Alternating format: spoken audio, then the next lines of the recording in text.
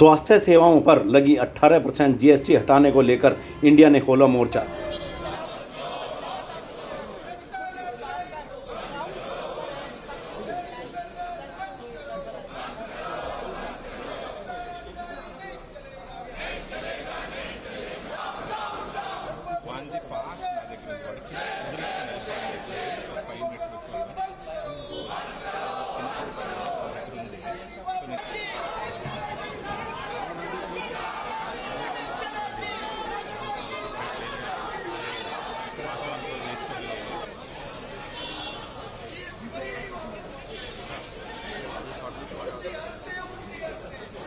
वो तो ले लिया था, ऊपर था ना।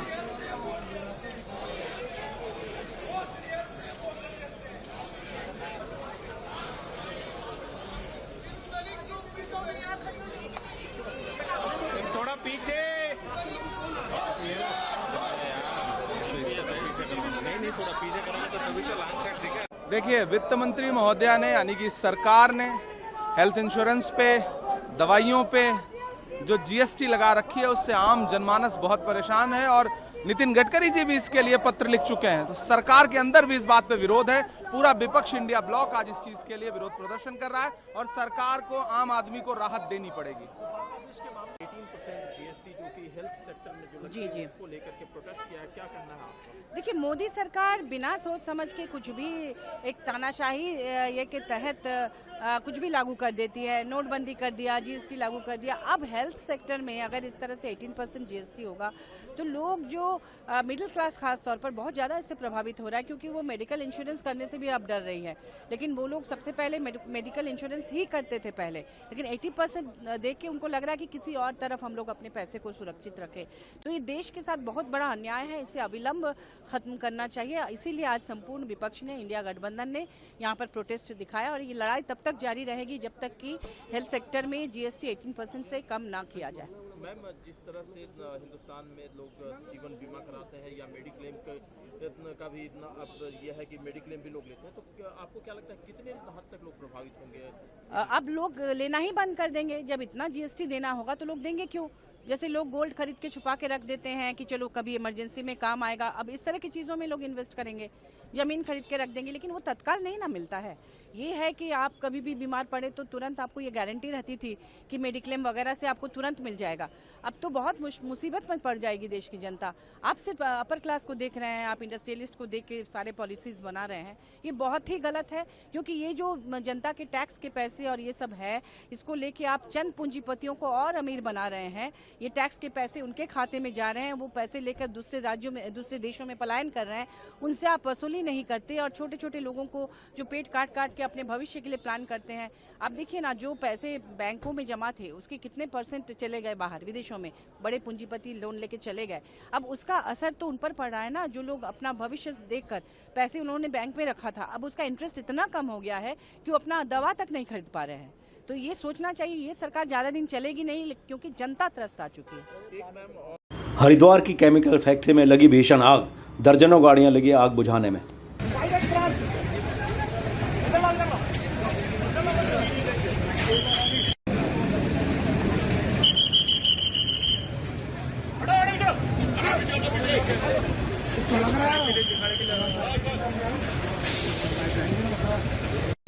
और एक 5X ब्रांच निकालो।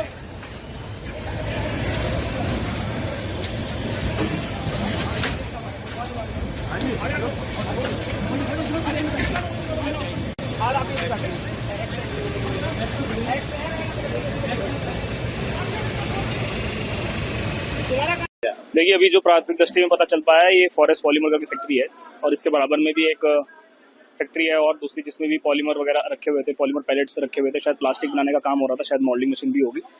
वो जब वहाँ कंट्रोल हो जाएगी उसके बाद पता लगेगा। वर्तमान में भी यहाँ पर हमने हरिद्वार जनपद की जितनी भी गाड़ियाँ हैं सभी यहाँ हमने मंगा ली है, और ऋषिकेश, देहरादून और लाल तप्पड़ और जो हमारी इंडस्ट्रीज के पास भी फायर टेंडर है वो भी हमने सब मंगा लिया है यहाँ पे। आग लगने का कारण क्या बताया जा रहा है? देखिए, कारण तो अभी स्पष्ट नहीं है। जब पहले आग हमारी कंट्रोल हो जाए, अभी लगभग 50-60% हमारा काम हुआ है, 40% अभी बचा हुआ है। तो कारण तो जब पूरा 100% हमारी आग बुझ जाएगी उसी के बाद पता चल पाएगा।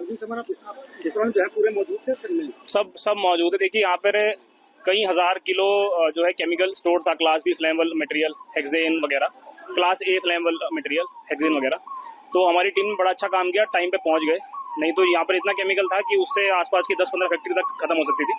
तो बहुत अच्छा काम किया टीम ने। सर इसको कर रखा था काफी ज्यादा केमिकल ऐसा देखा जा रहा है, सामान भी निकाला। देखिए जिस कंपनी का जो रॉ मटेरियल रहता है, मान लीजिए ये कंपनी है, ये पॉलीमर बेस्ड कंपनी है, तो पॉलीमर बेस्ड कंपनी तो पॉलीमर रॉ मटेरियल अपने पास मतलब रखेगी। तो कुल मिला के ये है कि पहले आग बुझ जाए, उसके बाद पता कर पाएंगे कि भाई क्यों लगी और क्या क्या खामियां थी, क्या क्या चीजें थी जो हमारे समय फ्यूचर में सुधारनी है। लेकिन पहले हमारा प्राथमिकता है कि आग बुझ जाए पूरी तरह से। कंपनी में कर्मचारी वर्कर कंपनी में हम जब आए अंदर तो 30-40 लोग फंसे हुए थे, सबको बाहर निकाल लिया हमने। बगल वाले जितने भी मकान थे सबको खाली किया। एक मकान साइड वाला, उसमें भी काफी सारे लोग थे, उनको भी सबको निकाल लिया बाहर। अभी मौके पे 40% काम बचा हुआ है। तो हमारी पहली प्राथमिकता यह है कि पूरी फायर हमारी एक्सटिंग्विश हो जाए। सर क्या दूसरी फैक्ट्री को चपेट दी जाए? बगल में एक फैक्ट्री कहिए या जो भी एक मकान कहिए, उसमें भी 2-3 जो है पॉलीमर के बैग्स थे, तो वहां पे भी थोड़ी फायर फैली है। उसका एक हिस्सा भी आग की चपेट में आया है। तो हमारी प्राथमिकता यही है कि पहले उसको हम कंट्रोल कर लें।